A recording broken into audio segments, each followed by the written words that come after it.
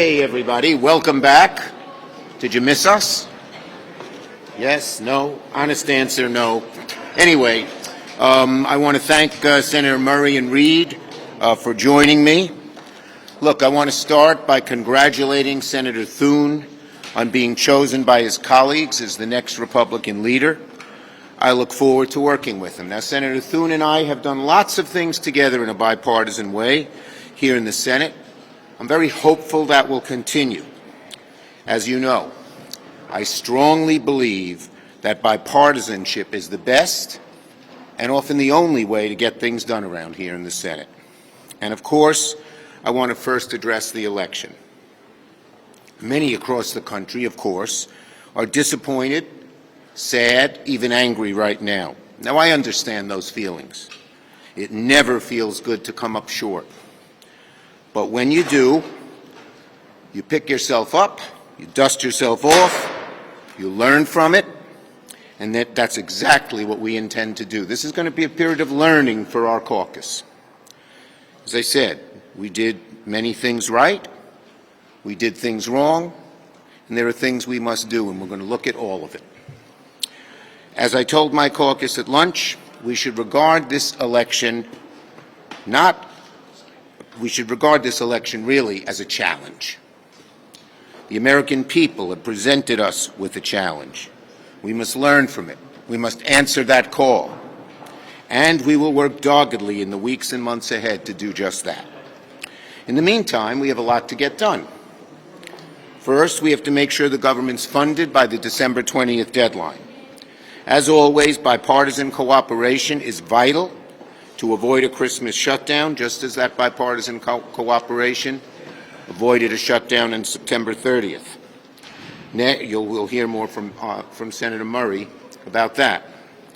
Next, we need to pass the NDAA to keep America safe, to take care of our soldiers, to hold the line against America's adversaries here and around the world. And Senator Reid will talk about that. Also, there are other priorities we want to make progress on before the end of the year, which will only happen if there's bipartisan support. At the top of the list is disaster aid funding, to replenish funding vital to the programs that support communities in times of disaster. And we've seen this destruction and change in weather and disasters all over the place. In Tennessee and North Carolina and Florida, which were battered by hurricanes, but there are so many more communities in every part of the country, in the Northeast, the South, the West Coast, Hawaii, everywhere in between.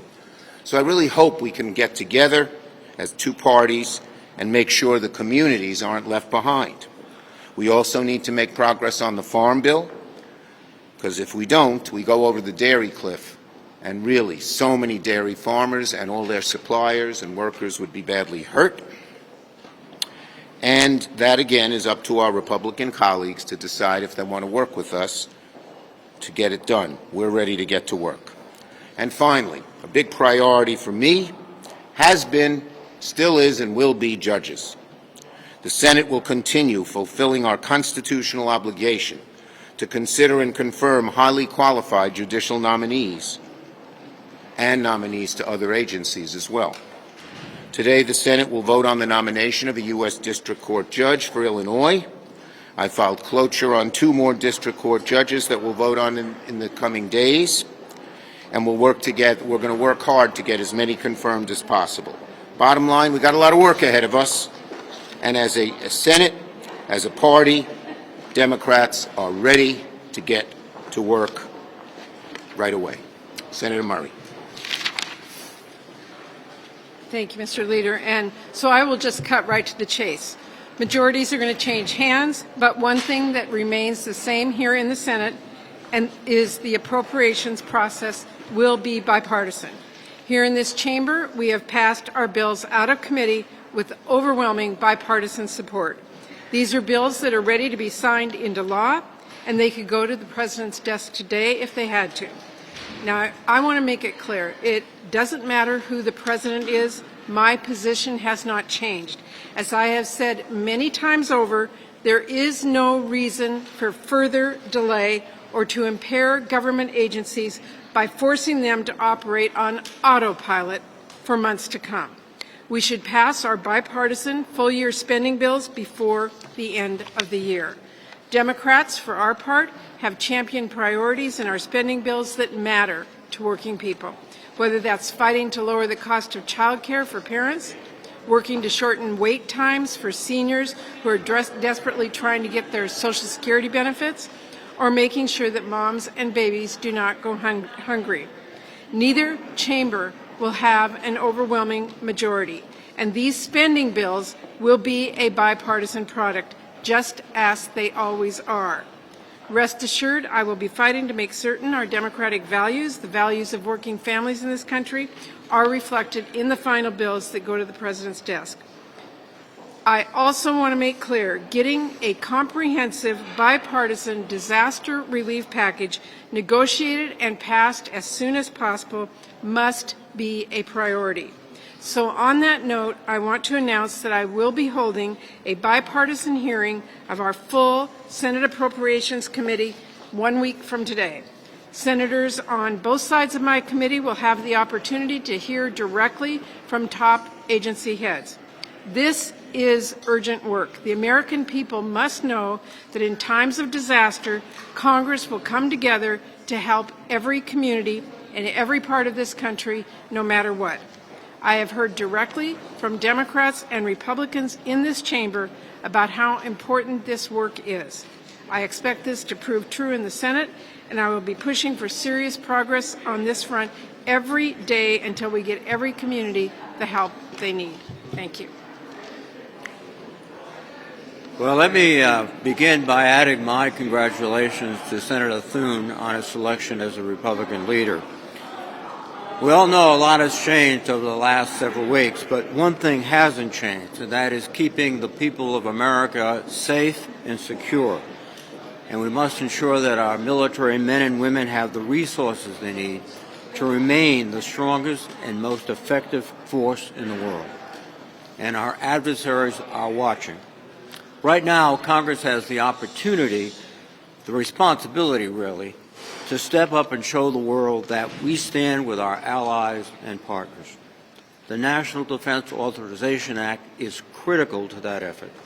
And I am encouraged by the progress we've made over the past month in NDAA negotiations between the Senate and House, and I hope soon to produce a compromise bill. I want to thank my colleagues on the Armed Services Committee, as well as Leader Schumer and our colleagues in the House. We have an NDAA that makes our country safer and stronger. I also want to commend the staff of both the House and the Senate, Republican and Democrat, for their diligence during the last several weeks. This is a bipartisan defense bill that addresses the long-term challenges posed by China, Russia, and other adversaries. It will provide an historic pay raise for our military members and defense civilians. The NDAA is laser-focused on investing in the people, platforms, infrastructure, and technologies that will define the future. Specifically, it addresses the challenges and opportunities presented by disruptive technologies like hypersonics, artificial intelligence, drones, and quantum computing. It also goes a long way towards modernizing our ships, aircraft, and combat vehicles, and improving the lives of our women and men in uniform. The defense bill makes important progress towards achieving our shared bipartisan goals, a safe, secure America in a peaceful world. And I urge my colleagues to work with us to get it passed quickly. Thank you. Okay, questions?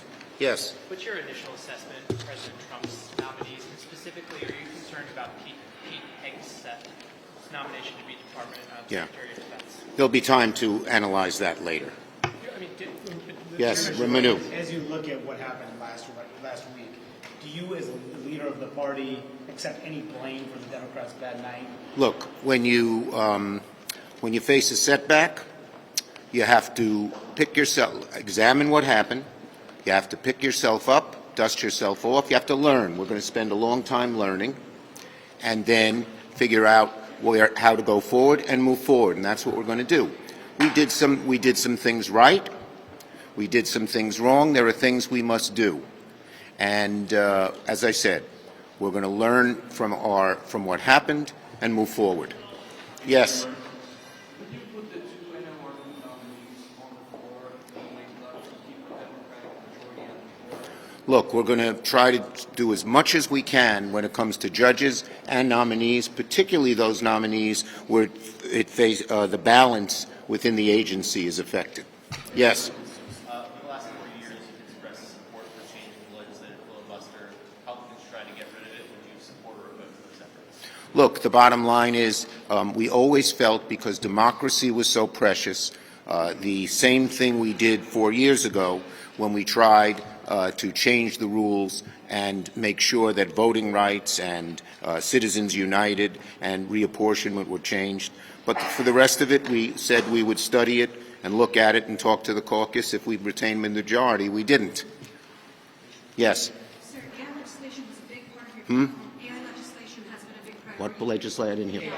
AI, sorry. Is the only AI legislation now going to be part of the NDAA? Are you considering any standalone? Look, we're talking to Speaker Johnson. We're talking to we had bipartisan support for lots of pieces of legislation. The Commerce Committee did a good job, and a number of the other committees did a good job. And we're going to try to get as much done as we can. It would be a very good thing to do that, and we have a lot of support out there in the communities to do it. Thank you, everybody. Thank you. Chairman Reid.